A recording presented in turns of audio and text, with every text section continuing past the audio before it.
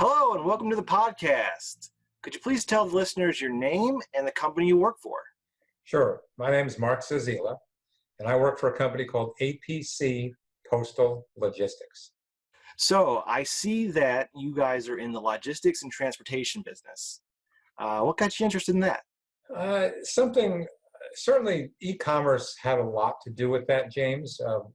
Saw the handwriting on the wall probably about 10 or 12 years ago as e-commerce started to become a real way of shopping.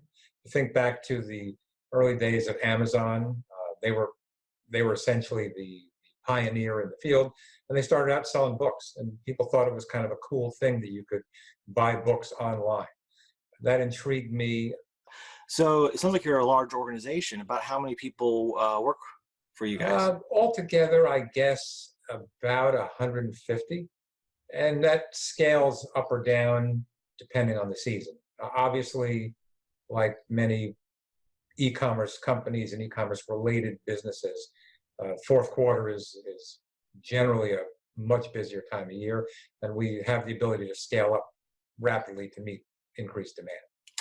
So could you give me one big offering that you guys offer e-commerce people, especially during the time we're in now? Well, this is certainly a unique. There are always challenges in businesses, but I don't think anybody's ever experienced anything like this. And since our niche is in international logistics, we ship small packages from the U.S. all over the world. It's a really dynamic situation where the lanes, the ports of entry are changing on an almost an hourly basis. There are countries making announcements that say that, today we'll accept packages, tomorrow we're not going to, and that's a fluid situation that's constantly changing. So we keep our customers informed about those kinds of things, because there's no point in taking orders and shipping to places that aren't going to accept the packages. We also help them understand what the local conditions are about at this time. So even for countries that are accepting packages, they're all struggling just the way we are here. And the local infrastructures are stretched, and their own postal systems are stretched. So there are certain expectations that need to be discussed before you start shipping. I see. Now, you guys mentioned, that you mentioned that you have assets, so warehouses. Do you guys also have trucks, and how do you offer those services to your customers? We don't. We have local trucks that do pickups. I mean, part of what we do, James, is we provide a service that's end to end. So if you're an e-com seller and you're based in Ohio, in Columbus or Cleveland or wherever that is, you let us know that you've got a shipment ready. We'll send somebody to get it there. In and around our own warehouses, we do use our own trucks because it makes more sense. But other than that, we leverage our national contracts with the big trucking companies to effect pickups anywhere in the U.S. Similarly, with the outbound traffic going into foreign countries, it would be a real stretch for any company to have enough planes to go everywhere in the world, and nobody really does. So we also make arrangements with different airlines, different freight carriers and such to get packages delivered to about 200 countries. So do you guys own those contracts, or do you do it on behalf of the shipper? What is your, because I know that those contracts can be negotiated if you have a certain amount of volume. Mm-hmm. Is your target, what's your target customer? Well, you asked two questions. So the first question is, we own the contracts. The contracts are between us and the postal administrations or the carriers. It's not really on behalf of our customers. So we provide soup to nuts. They give us the packages, we ship them, we tell them what to expect, they get what they expect, and we send them a bill. What was the second part of your question? So the second question, and I know I kind of ran it together there because my brain started turning, and I started thinking of, oh, well, this is how it works, and I've seen a lot of different logistics businesses, And so the second question is what is your ideal customer? Because based off of that, and that was kind of a question based off of me asking, do you own the contracts? Because some people just can't get good contracts if they don't have the volume. Our ideal customer sells just about anything.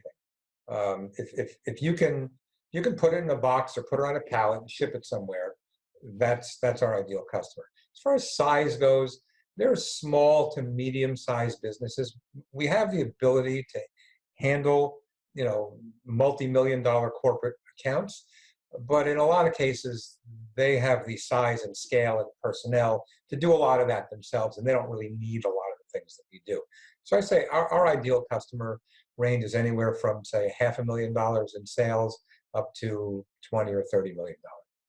Wow. So that's a lot of customers. There's a lot of people out there that are needing those services, especially in today's climate, which, we're all, well, a lot of the states are shelter in place. So talking to that, how has the corona pandemic affected your business? It's, we have certain rules that we're following according to the CDC and the Department of Homeland Security. Logistics and shipping and mailing companies have been deemed as essential services at the present time. So we're able to maintain and operate our facilities pretty normally. Some of the effects are reduced air traffic. I mean, with the reduction in planes, on the number of planes flying around the world, space is at a premium, and therefore some of the airlines have started charging surcharges to book the freight. So that impacts us, and it also impacts our customers. That's the downside. The other part of it is I think that people are developing new habits. Just being forced to stay at home means you can't go to your favorite store, you can't go to the mall anymore. People still like to shop, and not only that, but they have a lot of people have a lot of free time now, and they're spending that time buying things online. So depending on the types of goods that are being sold, some of those businesses are experiencing real big upticks in the number of orders that they take every day. And we're, if they're our customers, we're getting those orders out there. And we're all looking forward to the end of this. And I was talking to somebody this morning about what to expect. And we seem to agree, and I think a number of other experts will agree on this too, that when this is all said and done, that e-commerce is going to experience a boom that even greater than what they've experienced over the last few years, just because people's habits will have changed, they will be comfortable with their new habits, and they'll continue buying things online that maybe they wouldn't have before. That sounds great. Do you have any industries out there that you want to identify as, somebody that you can help out specifically? Well, I think that certainly if you're in the medical supply business, that's a big deal. I mean, if people in foreign countries, they have less access to retail and supplies than we have here on a normal basis. So with some of the shutdowns that have been happening around the world, people need basic medical supplies. And I'm not talking about, pharmaceuticals, but bandages and Band-Aids and maybe diabetic supplies and things like that. I think those could really benefit a lot by what we're doing, just to make it easier for the customers to buy and also more affordable. Well, thank you so much, Mark. I feel, really educated as who I need to reach out to if I need to ship anything, especially e-commerce. If our listeners out there want to reach out to you, how could they do that? Well, you can contact me on LinkedIn. That's an easy way, or my company through my company website, which is www.apc-pli.com. Thanks, Mark. Stay safe. Thank you. I look forward to hearing from anybody who needs help.